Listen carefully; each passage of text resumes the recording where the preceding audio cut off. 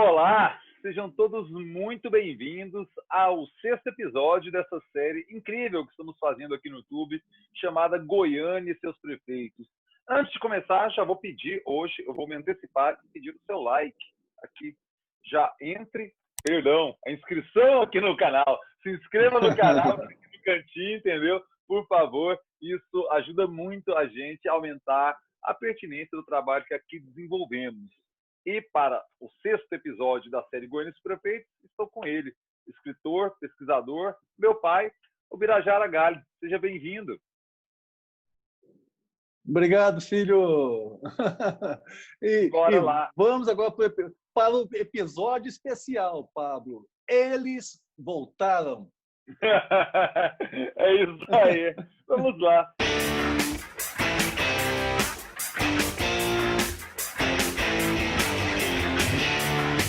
Venerando de Freitas. Eu vou esclarecer, Pablo, porque eles voltaram. Porque no plural, né? Vamos lá. Venerando de Freitas Borges, eleito pelo PSD, prefeito, sexto prefeito de Goiânia, do dia 31 de janeiro de 1951 a 31 de janeiro de 1955.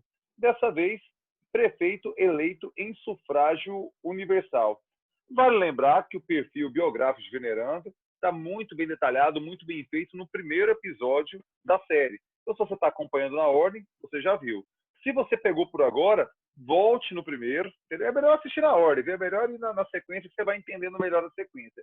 Mas lá está bem detalhado o perfil completo de Venerando de Freitas Borges. E agora a pergunta que não quer calar. Por que é na terceira pessoa do plural e não na terceira pessoa do singular? Por que eles voltaram e não ele voltou? Pedro e Venerando, eles voltaram. Como o pleito, Pablo, era um pleito praticamente casado, né? Eleição para governador, eleição para prefeito, o Pedro Ludovico, né, voltou ao governo de Goiás pelas urnas agora, e, ao mesmo tempo, Pedro, o primeiro prefeito de Goiânia, né, retornava também, agora validado pelo voto popular. Então, eles votaram. E dentro daquela observação, daquela crônica de análise histórica, né, entre a UDN, né, e o PSD, Pablo, né, como o Eurico, né, acabou sendo eleito,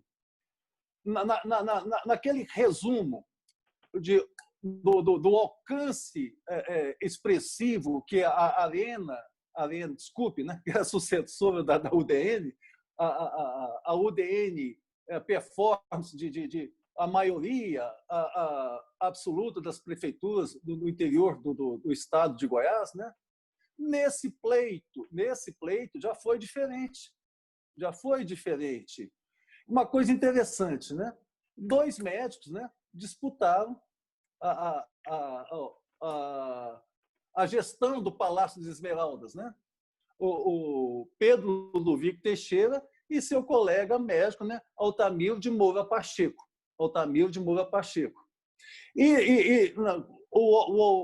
Pedro, vencedor da eleição pelo voto direto, né? E o Venerando, paralelamente e ao mesmo tempo, vencedor do voto direto também pelas urnas do voto dos goianienses, né? O PSD, nesse pleito, Pablo, estadual, com relação às prefeituras, né? Não à Câmara da Assembleia, mas o PSD, veja só, a goleada. Ele fez 32 prefeitos ou 32 prefeituras, ao passo que, nesse pleito, a UDN fez 5 e o PSP 3. Então, foi uma vitória esmagadora, né? Porque um reconhecimento do trabalho do Pedro, né? Durante os 15 anos como interventor federal, né? Embora, né? Assim, na aula, nos ares de uma ditadura, é uma ditadura mesmo, né? É uma ditadura, mas uma ditadura, né, que construiu. Na verdade, Pablo, eu sou pelo voto mesmo. Mas, às vezes, uma escolha é 1000 vezes mais importante do que um voto mal dado. Mal dado. Né? Eu não compactuo, tem que ser um processo democrático, né? Mas, infelizmente, é assim. Né? O momento político nacional, né, Pablo, fugindo da década de 1950, o início, para hoje, né, mostra isso. Infelizmente, né, nem sempre o voto popular acerta, mas eu sou pelo voto popular. Bom, não é o nosso caso no momento aqui de uma análise política contemporânea. Eu também não sou cientista político, nem teria gabarito para isso. Né? Eu deixo isso para o meu colega, o Itamir Campos, né, o grande cientista social. Então, Pablo, o venerando, quando ele deixa a prefeitura, ele passa por diversos outros cargos relevantes, que já foi tratado no perfil biográfico dele anterior, no nosso primeiro programa, no nosso primeiro vídeo. Quando ele postula como candidato pelo PSD à prefeitura de Goiânia, Pablo, em 1950, ele era o diretor-geral da Assembleia Legislativa. Aí ele se ausenta do cargo, né? Se afasta do cargo, né? Para ser candidato. E Fernando, então, teve como adversário, nesse pleito, o vereador José Fernandes Peixoto, da UDN. É um vereador da primeira legislatura, né? Pós também o Estado Novo, aquela coisa toda. O venerando, o Pablo, foi muito bem votado. Ele teve, para Goiânia, naquela época, mais de 2.000 votos de frente. Ou seja, o venerando obteve 6.700 votos contra 4.573 votos atribuídos à candidatura de José Fernandes Peixoto. Então, o venerando foi muito bem votado. Uma coisa interessante, Pablo, ainda como prefeito eleito, né, a Câmara Municipal pleiteou um aumento em torno de 200% dos seus subsídios. E aí o venerando disse, não, ele já começou a criar um caso, né, antes da sua posse. Né? E mesmo depois da posse, Pablo, ele manteve o veto. Ele não permitiu para uma cidade que já estava sacrificada, etc. e tal, né? Era impossível de conceder esse aumento. E ele já entrou na prefeitura, já comprando uma briga com a Câmara Municipal. Deixe-me só dar uma contextualizada para o pessoal. Né? Vamos lembrar que, em 1950, foi o fim do governo JK.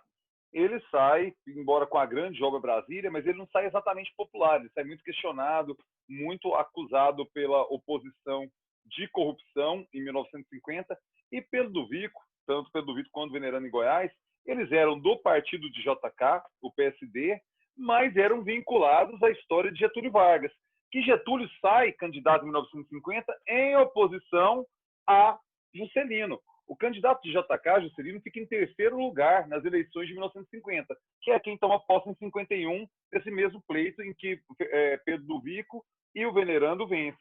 O candidato Cristiano Machado, que foi o candidato de Juscelino, ele fica em terceiro lugar, perdendo para Getúlio, que sai pelo PTB, em segundo lugar Eduardo Gomes, que sai pela UDN, e em terceiro lugar Cristiano Machado. Mas aqui em Goiás, tanto Pedro quanto o venerando conseguiam conciliar o apoio de JK com o apoio do getulismo. E aí conseguem essa eleição com números expressivos, tanto aqui em Goiânia quanto em Goiás, que você colocou. Só para fazer esse paralelo para o nosso público entender o que acontecia no Brasil e o que acontecia em Goiás no mesmo momento, pai. Pois não, continue a partir do momento em que o venerando compra a briga com os vereadores todos, aumenta aqui não, rapaz. Por favor, pai, não, siga. Aumento não. Aumento não. Não vamos sacrificar mais a nossa Goiânia, né? E durante a gestão dele, Pablo, ele dá sequência àquele seu projeto da construção do primeiro mercado municipal, né, ele constrói outros 2 mercados, Pablo, né, que são símbolos da história do comércio varejista goianiense, que é o mercado do setor Coimbra e o mercado do então bairro Popular, né, hoje centro de Goiânia, centro de Goiânia. E Que é o também mercado da 74 hoje, né? O mercado da 74. é o mercado da 74. Então, ele dá sequência a esse projeto e a instalação e apoio às feiras também, Pablo, que continuava aquela mesma demanda.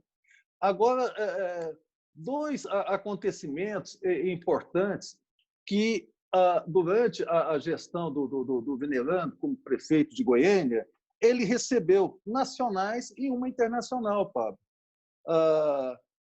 A primeira, Pablo, foi o terceiro Congresso Médico do Brasil Central e do Triângulo Mineiro, em 1952, que ele recebe, inclusive, né, o então, né, governador de Minas, colega médico de Pedro Ludovico, né, Juscelino, né, nosso futuro senador, né, o nosso construtor de Brasília, aqui das nossas costelas, né, pertinho daqui. E foi um acontecimento, Pablo, nacional. Embora que tenha a denominação de Brasil, terceiro Congresso Médico do Brasil Central, né, que seria relativo a Minas e os estados, então, que compõem, que compunha, né, Mato Grosso, Goiás, mas médicos do país inteiro para esse congresso, para esse encontro aqui, né? E que foi presidido, então, pelo presidente da Associação Médica de Goiás, o doutor Luiz Haas, uma personalidade, história médica, da medicina para a literatura. Em fevereiro de 1954, Pablo, Goiânia recebeu, né, promovido pela ABDE, pela Associação Brasileira de Escritores, né, GO, hoje União Brasileira de Escritores, né, seção de Goiás, que eu tive o orgulho de presidi-la no começo da década de 1990, né, em fevereiro de 1954, um congresso internacional de escritores, né, com a presença do futuro Nobel de Literatura, né, Pablo Neruda, com a presença do escritor Jorge Amado, né? E, enfim, um congresso muito importante que teve o apoio do Estado e, ao mesmo tempo, também da prefeitura, onde que Venerando se fez presente, né? Sobretudo, ele estava em casa, né? Uma pessoa sempre próxima à cultura e o criador da Bolsa de Publicações, Hugo de Carvalho Ramos, né, a mais tradicional do país, em curso até os dias de hoje. Então, foram 2 momentos importantes da administração de Venerando de Freitas Borges, Pablo. Importantíssimo. É sempre um desafio muito grande voltar àquele lugar que fomos felizes. Filipão que o diga, né? Depois do pentacampeonato em 2002, hoje ele é marcado pelo 7-1 da Copa de 2014. Se não tivesse assumido a seleção naquele contexto, seria até hoje o técnico do pentacampeonato. Venerando cometeu a ousadia de voltar àquele lugar que ele havia sido bem avaliado, prefeito por 10 anos, numa segunda gestão. Aparentemente, ele conseguiu ser bem sucedido, pelo que você coloca, e terminou a gestão de forma bastante conceituada. Construiu, deu continuidade ao seu legado das feiras, recebeu um encontro importante no campo científico da medicina, outro no campo cultural, de literatura, com personalidades de renome nacional e internacional. Dá para falar que a segunda gestão de Venerando também é bem avaliada, também terminou bem avaliada pela população goianiense? Bem avaliado, Pablo. Tão bem avaliado, não apenas pela população goianiense, né? Das suas gestões, né? Como logo depois, né, ele se submeteu a um cargo estadual, como deputado estadual, uma vaga, né, postulando uma cadeira na Assembleia Legislativa, né, e foi eleito e reeleito. Né? É a prova que não apenas a comunidade, a população goianiense, né, reconhecia o trabalho dele, como Estado, de uma forma geral. Então, ele teve o pleno sucesso na empreitada política dele, né? Como prefeito nomeado, prefeito eleito e deputado eleito por 2 vezes. Impressionante. Um belo legado de Venerando, né? Uma bela trajetória e uma pessoa que realmente, de forma indelével, está na história de Goiânia. Isso ninguém tira isso dele. Pai, mais algum ponto que você acha importante que seja colocado para o nosso público em relação a Venerando de Freitas Borges? Que agora a gente praticamente começa um novo momento já no nosso 7º episódio, né? Um novo momento de outros nomes, de um novo contexto político e tudo mais. Mais alguma coisa que você acha importante destacar a trajetória de Venerando de Freitas Borges, pai? O Pablo, se nós fôssemos falar de Venerando, né, a gente não terminaria essa gravação. Acho que passa madrugada, né? Hoje que dia que hoje é quarta, né? A gente ia para quinta, ia para sexta-feira, nós ganharíamos a semana inteira, né? Por tudo que esse homem conseguiu fazer de bom na vida dele, Pablo, de relevância, né?